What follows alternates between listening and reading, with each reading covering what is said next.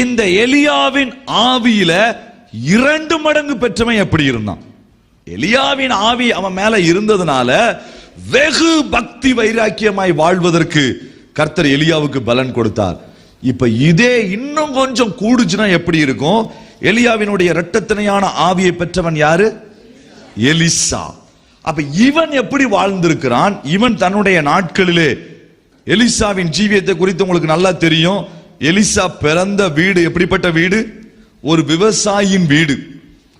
எலியா படித்த படிப்பை போல எலிசாவும் படித்திருப்பானா என்பது எனக்கு கொஞ்சம் சந்தேகம். ஏன்னா அவங்க வீட்டுல 12 ஏர் மாடு இருந்துச்சு. அவங்க அப்பா சொன்னாரு, படிச்சு என்னத்தை கிழிக்க போற, மாட்டையாவது மேயின்னு சொல்லி 12வது ஏர் மாட்டை ஓட்டுடான்னு சொல்லிட்டாரு. அந்த 12வது ஏர் மாட்டை பிடிச்சு ஓட்டிக்கிட்டு இருந்தான். அவ்வளவுதான்.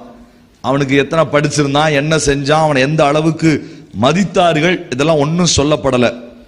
அவங்க அப்பாவுடைய பெயர் ஒரு நல்ல பெயர், சாப்பாத். என்ன பேரு?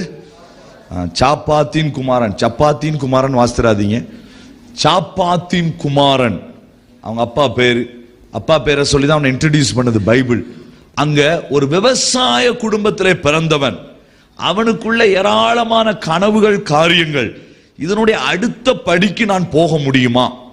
என்ன கேள்வி?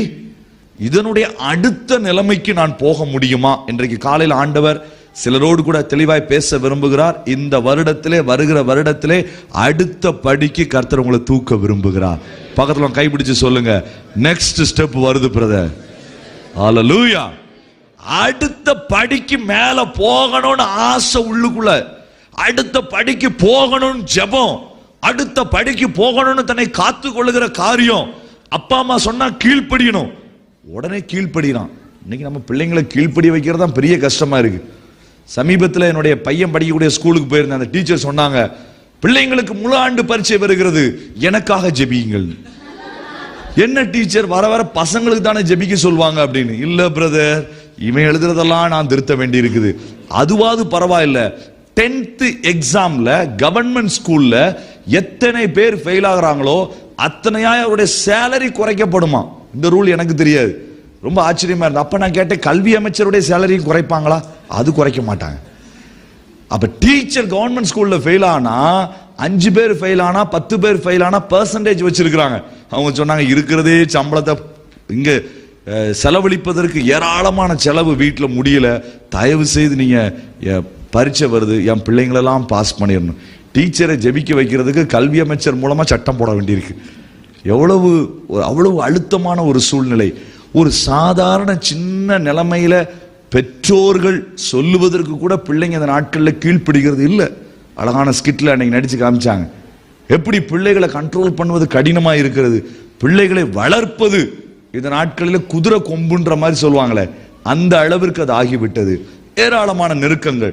இதுல அடுத்த நிலைமைக்கு நான் வர வேண்டும் என்பதற்காய் தன்னுடைய தகப்பன் 12வது ஏர் மாட்டை பிடிச்சு நீ உழுடான்னு சொன்னா கூட அதையும் கேட்டுக்கொண்டு காத்து கொண்டிருந்தான். அல்லேலூயா. எலிசா அமைதியாய் காத்து கொண்டிருக்கிறான். இவன் ஒருவேளை முதல்லயே நினைச்சிருந்தான்னா, இவனுடைய நாட்கள்ல அடுத்த படிக்கு வர விரும்பினவர்கள் என்ன செஞ்சாங்க தெரியுமா? தீர்க்கதரிசியினுடைய ஸ்தானத்திற்கு வர விரும்பினவர்கள் என்ன செஞ்சாங்க? தீர்க்கதரிசியின் புத்திரருக்கு சில கல்லூரிகள் இருந்தது, அந்த கல்லூரியில போய் சேர்ந்திருந்தாங்க. வாஸ்து பாருங்க பாப்போம். 2 ராஜாக்கள் 2வது அதிகாரம். இரட்டத்தனையான அபிஷேகம் வரும்பொழுது என்ன நடக்கும்? 2 ராஜாக்கள் 2வது அதிகாரம் 3வது வசனம். பெத்தேலிலே இருந்த போதும் 5வது வசனம். 7வது வசனம். 17வது வசனம்.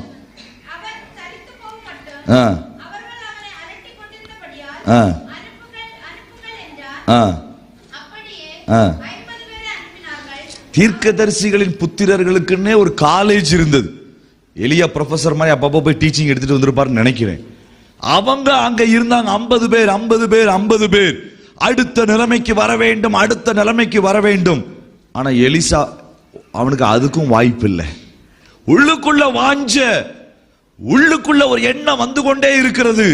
தேவனிடத்திலிருந்து ஒரு உந்துதல் வந்து கொண்டே இருக்கிறது.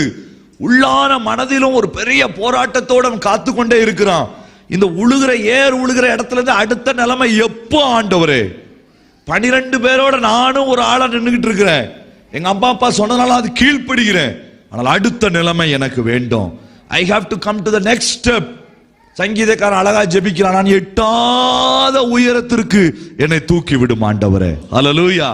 சேற்றிலிருந்து தூக்கினார் என்று சொல்லுகிற அதே சங்கீதக்காரன் நான் எட்டாத உயரத்திற்கு என்னை தூக்கும் ஆண்டவரேன்னு சொல்றான். அந்த அளவிற்கு ஒரு எதிர்பார்ப்பு இன்னைக்கு நமக்குள்ளே இருக்குது. என் பிள்ளைங்க அடுத்த நிலைமைக்கு வரணும், என்னுடைய சொந்த ஆவிக்குரிய அனுபவங்கள் அடுத்த நிலைமைக்கு வரணும், என் ஊழிய அனுபவங்கள் வரணும், என் வேலை ஸ்தலங்கள் அனுபவங்கள் வரணும், என்னுடைய குடும்பங்கள்ல வரணும். எல்லா காரியங்கள்லையும் அடுத்த நிலைமைக்கு வளர்கிற ஒரு அனுபவத்திற்கு கட்டாயம் நம்ம வரணும். அல்லேலூயா. அதனாலதான் நான் எப்போதுமே சொல்லுவேன், பிறந்த குழந்தை எத்தனை கிலோ இருக்கும்? நீங்க எல்லாம் என்ன ஒரு மாதிரி முறைச்சு பாக்குறீங்க? குழந்தை பிறந்த எத்தனை கிலோ இருக்கும்? 3, சில பேருக்கு 2.5 கிலோ, சில பேருக்கு 3, சில பேருக்கு 4, சில பேருக்கு இப்ப 4.5 கிலோலாம் வருது. அப்படியே எல்கேஜிக்கு அனுப்பிடலாம் 4.5 கிலோ வெயிட்ல. ஸோ இந்தியனுடைய ஆவரேஜ் வெயிட் 2.8 கிலோ, 3 கிலோன்னு வச்சுக்கிறோம், நமக்கு ஈஸியா இருக்கும். இந்த பிறந்த குழந்தை 3 கிலோ இருக்குது. இது 6 மாசத்துல எத்தனை கிலோவா மாறும் தெரியுமா? 2 மடங்கு மாறிடும். அப்ப எத்தனை கிலோ? 3 பெருக்கல் 2 எத்தனை? எத்தனை ஞானம் உள்ளவர்கள்! ஸ்தோத்திரம், வெரி குட். 2 மடங்கு. பிறக்கிறப்ப எத்தனை? 3. 6 மாசத்துல எத்தனை? கொஞ்சம் சத்தமா சொல்லுங்களேன். 6. சோறு சாப்பிட்ற நேரம் வந்துருச்சனால 6 வரமாட்டேங்குது. சரி, 2 மடங்கு. 3ல இருந்து 6 வந்தாச்சு. 1 வயசு வரும் பொழுது எத்தனை கிலோ? 3 மடங்கு. பிறந்ததுல இருந்து எத்தனை? 9. விசேஷித்த ஞானம் பெற்றவர்கள் பாஸ்டர் சொன்ன உடனே கண்டுபிடிச்சிட்டாங்க. 2 வயசு வரும் பொழுது 4 மடங்கு. பக்கத்துல இருந்து கைப்பிடிச்சு சொல்லுங்க, பிரதர் நீங்க இருக்க வேண்டிய இடம் இது இல்லவே இல்லை பிரதர், இவ்வளவு அழகா பிக்கப் பண்ணிட்டீங்க. ஸ்தோத்திரம். இப்போ யோசித்து பாருங்க, குழந்தை பிறந்து 6 மாசத்துல 2 மடங்கு, 1 வருஷத்துல 3 மடங்கு, 2 வருஷத்துல 4 மடங்கு. சரியா? முதல் 6 மாசத்துல என்ன சாப்பிடும்? இது இவ்வளவு யோசிக்கிறீங்க, அண்ணன் மாதிரிலாம் யோசிக்கிறேன். என்ன சாப்பிடும் நமக்கு தெரியாத, நமக்கு தான் அதுக்கு இதுக்கும் சம்பந்தமே இல்லையே. என்ன சாப்பிடும்? தாய்ப்பாலை தவிர வேற ஒன்னும் சாப்பிடாது. சங்கீதாவுக்கு கூட்டு போய் அதுக்கு சாப்பாடு கொடுக்க முடியாது. 5 அப்பறா 5வது அப்பறா அதுக்கும் நம்ம கூட்டு போக முடியாது. அதுக்கு தெரிஞ்சது 6 மாசத்துல வெறும் தாய்ப்பால், ஒன்லி பிரஸ்ட் மில்க். அதுக்கப்புறம் என்ன குடிக்குது? கொஞ்சம் வாழைப்பழம், கொஞ்சம் சாப்பாடு, கொஞ்சம் நீங்க பிசைஞ்சு ஊட்டுறது, இதைத்தான் சாப்பிடுது. இத சாப்பிட்டு குழந்தை 6 மாசத்துல 2 மடங்கு, 1 வருஷத்துல 3 மடங்கு, 2 வருஷத்துல 4 மடங்கு வளருது. பக்கத்துல காலை கையை பிடிச்சு கண்ணை பார்த்து நல்லா கேளுங்க, கர்த்தரை ஏற்றுக்கொண்டு எத்தனை வருஷம் ஆகுது? ஏதாவது வந்திருக்கா, வளர்ந்துருக்கா? கேட்கறது கஷ்டமா தான் இருக்கு. ஆண்டவர் என்ன எதிர்பார்க்கிறார்? ஜீவன் இருந்தா வளர்ச்சி இருக்கும். ஹல்லேலூயா. ஜீவன் உள்ளுக்குள்ள வந்துருச்சுன்னா கட்டாயம் வளர்ச்சி இருக்கும். இங்க எலிசா ஆண்டவரை பார்த்து பிடிச்சுக்கிட்டு ஒவ்வொரு நாளும் அவன் போராடி இந்த காரியம் என்ன கேட்டிருந்திருப்பான்? அடுத்த நிலைமைக்கு நான் வரணும் சுவாமி. எலியாவை யோசித்தானா என்னன்னு தெரியல, ஆனா இது போதாது சுவாமி, நீங்க என்னை அழைச்சிருக்கிறீங்க, நீங்க எனக்கு கிருபைகளை கொடுத்துருக்கிறீங்க, இதை நான் செஞ்சு முடிக்கணும் ஆண்டவரே. ஓடிக்கிட்டே இருக்கிறான். ஒரு நாள் காலையில வழக்கம் போல ஜெபம் பண்ணிட்டு அப்பா சொல்றாரு, டே என்ன ஒரே ஜபமா இருக்கு, போய் ஏற ஊட்டு. ஸ்தோத்திரம் ஸ்தோத்திரம் ஏற ஊட்டிக்கிட்டே இருக்கிறான். ஏற ஊட்டும் பொழுது திடீர்னு பார்த்தா எலியா வந்து நிக்கிறான். எலியா மாதிரி இருந்தா நமக்கு பிரச்சனையே இல்லை, பஹ்ரைனுக்கு விசா இல்லாம உள்ள வந்துடலாம். சுழல் காற்றிலே ஆளு போயிடுவாரு. இங்க பிரசங்கம் பண்ணிட்டு இருக்கும்போது எங்க போயிடுவாரு? நேரா அவருக்கு தேவையான ஊருக்கு போயிடுவாரு. எலியா திடீர்னு வந்து நிக்கிறாரு. எல்லாருக்கும் ஒரே அதிர்ச்சி, எலியா நம்ம வீட்டு தோட்டத்துல வந்து நிக்கிறாரு. எல்லாம் முள்ளிலாம் பாக்குறாங்க, எலியா தான் வந்திருக்கிறாரா வேற யாரும் வந்திருக்கிறாங்களா? வந்த எலியா என்ன செஞ்சான் வாசிங்க பாப்போம். 1 ராஜாக்கள் 18வது அதிகாரம், 1 ராஜாக்கள் 19வது அதிகாரம், மன்னிச்சுக்கோங்க 19வது அதிகாரம் 19வது வசனம்.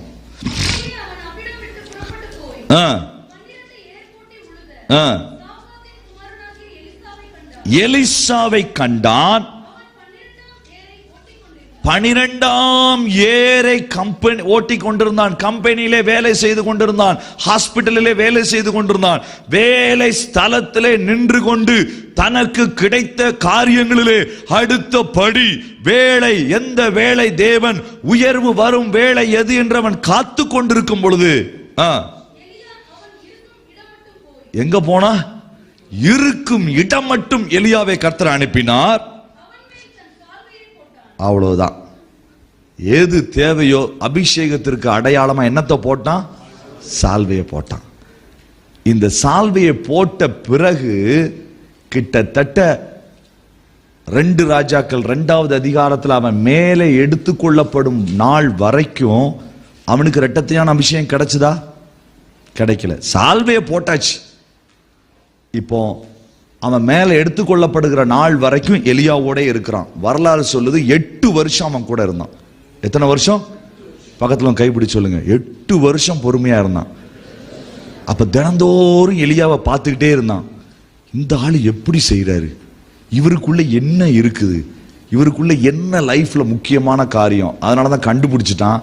இவருக்குள்ள வேற ஒரு காரியமும் கிடையாது, மேல இருக்கிற அபிஷேகம் தான். அப்ப ஒண்ணு முடிவு பண்ணான், இவருக்கு இந்த அபிஷேகம் போதும், நம்ம இருக்கிற நிலைமைக்கு என்ன ஆகாது, இது ஆகாது, இதை 2ஆ கேட்டுருவோம். 2 மடங்கு வந்தாதான் கொஞ்சம் ஏறும். பக்கத்துல இருக்க ஆளை பிடிச்சு கேளுங்க, உங்களுக்கு எத்தனை மடங்கு வந்தாதான் ஆவீங்க? ஒரு 10-12 மடங்கு வந்தாதான் சரியா ஆகும். 2 மடங்கு நமக்கு பத்தாது. எலியா கவனமா எலியாவை பார்த்துக்கிட்டே இருக்கிறான். எலியாவின் கைகளுக்கு நீர் வார்த்த எலிசான்னு அவனுக்கு பேரே போட்டிருக்கு. இவன் வேலை என்ன? எலியா கூட போக வேண்டியது, எங்கெல்லாம் அவருக்கு தண்ணி ஊற்ற வேண்டியது, உதவி செய்ய வேண்டியது, அவரோட கூட இருக்க வேண்டியது. ஆனா அவர் அப்சர்வ் பண்ணிக்கிட்டே இருக்கிறான், பார்த்து கொண்டே இருக்கிறான். இந்த எலியாவுக்குள்ள இருக்கிற ரகசியம் என்ன என்ன என்ன என்ன அடுத்த படிக்கு வர்றதுக்கு எலியாவோட வந்துட்டோம், ரொம்ப சந்தோஷம். நான் மேல வரணும், அப்ப ரெட்டத்தனையான அபிஷேகம் வேணும்னு கேட்கிறான். அல்லேலூயா. இதை எலியாவே என்ன பதில் சொல்றான்? உனக்கு என்ன வேணும்னு கேட்டவன் அரிதான காரியத்தை கேட்டாய்.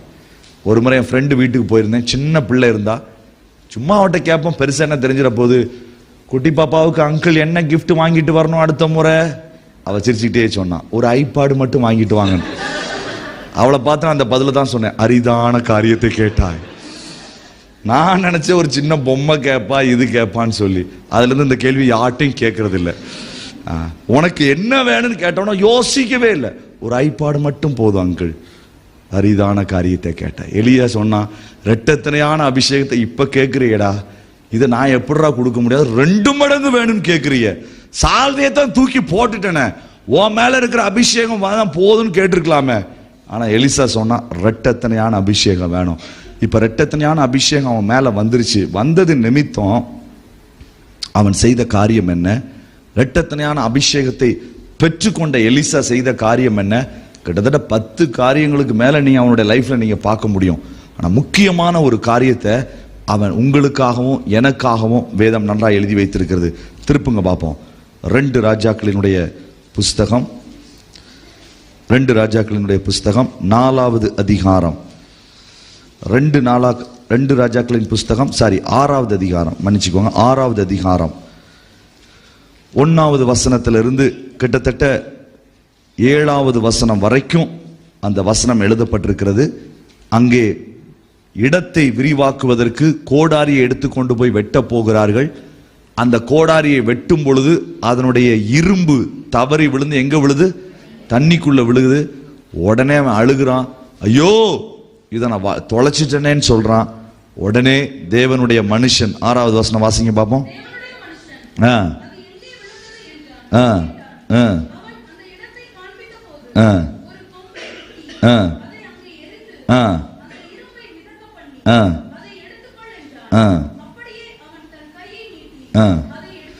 இங்க பெரிய ஆச்சரியமான சம்பவம். எலிசா செய்த அற்புதங்கள் ஒவ்வொன்னையும் கவனமா படிச்சு பாருங்க.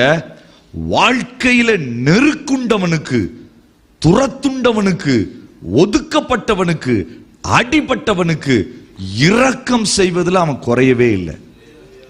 முதல் முறை ஊழியத்தை ஆரம்பிக்கும் போது அவனை பார்த்து கொஞ்சம் மொட்டை தலையான்னு சொல்லிட்டாங்க. அவன் டே என்னை பார்த்து மொட்டை தலையானா சொன்ன, இப்ப கரடி வந்து உன்னை கடிக்கும்ட்டார். கரடி வந்து பிள்ளைங்களை கடிச்சிருச்சு. ஊழியத்துல முதல் அனுபவம் அவனுக்கு. அதை பார்த்தான்.